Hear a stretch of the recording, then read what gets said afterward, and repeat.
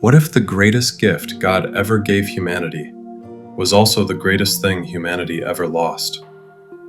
Not money, not power, not even the Garden of Eden, but the presence of God living within us. What if Adam knew something we've never fully experienced?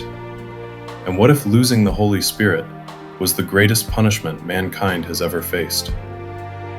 In the beginning, Adam didn't just exist. He didn't just live in a beautiful place. He walked with God. He didn't pray to God from a distance. He didn't wonder where God was. God was present with him.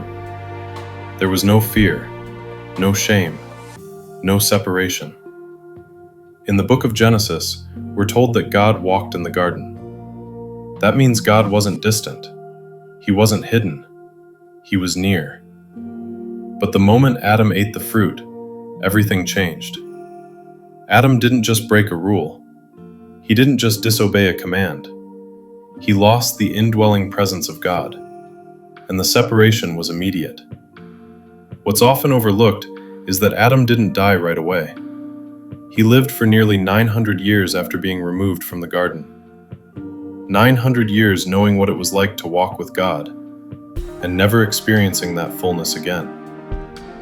Imagine having perfect sight your entire life, and then suddenly losing it, but still remembering every color, every detail, every face.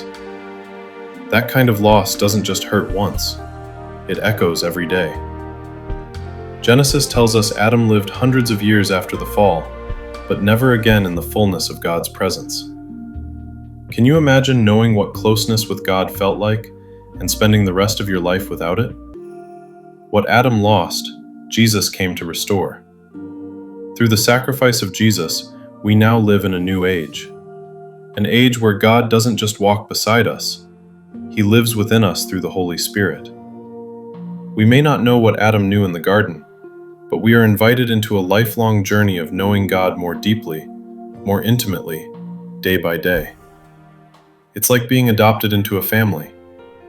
You may not fully know the parent at first, but with every conversation, every year, every shared moment, the relationship grows stronger.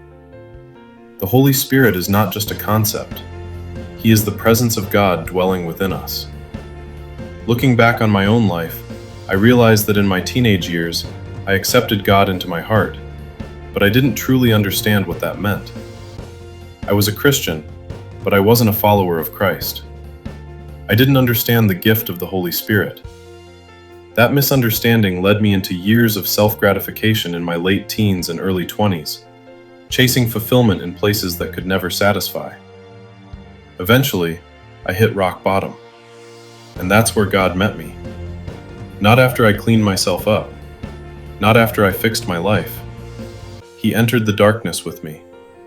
He chose to dwell within me despite the mess, the shame, and the brokenness. Over the decades since, I've come to know Him more deeply and more intimately. I honestly can't imagine life without Him. I once heard that the word sin, when translated from Aramaic, means separation. If that's true, then sin isn't just wrongdoing, it's distance from God. And if that's the case, then let me ask you this. Can you imagine a worse hell than separation from God?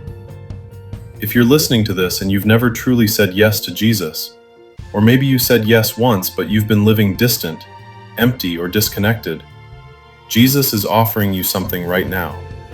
Forgiveness, restoration, and the free gift of the Holy Spirit. You don't have to earn it. You don't have to fix yourself. You simply have to say yes. Adam lost the presence of God.